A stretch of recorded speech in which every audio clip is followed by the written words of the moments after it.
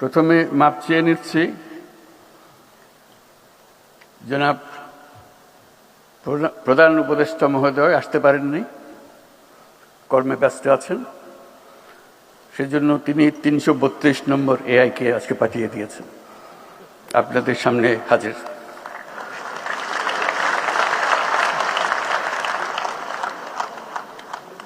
আমি চেষ্টা করব উনি যা বলতে চেয়েছিলেন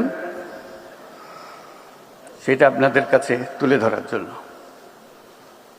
আশা করি তিনি সন্তুষ্ট হবেন, তার কথাগুলো আমি বলতে পেরেছি। ঢোকার পথে আমি জিজ্ঞেস করেছিলাম শ্রোতাদের মধ্যে আমার মতো এআই কেউ আছে কিনা। এই জন্য জানতে চেয়েছিলাম তাহলে কথা বলতে সুবিধা হবে, আমার কথাগুলো তারা তাড়াতাড়ি বুঝবে। তারা তথ্যটা দিতে পারে নাই,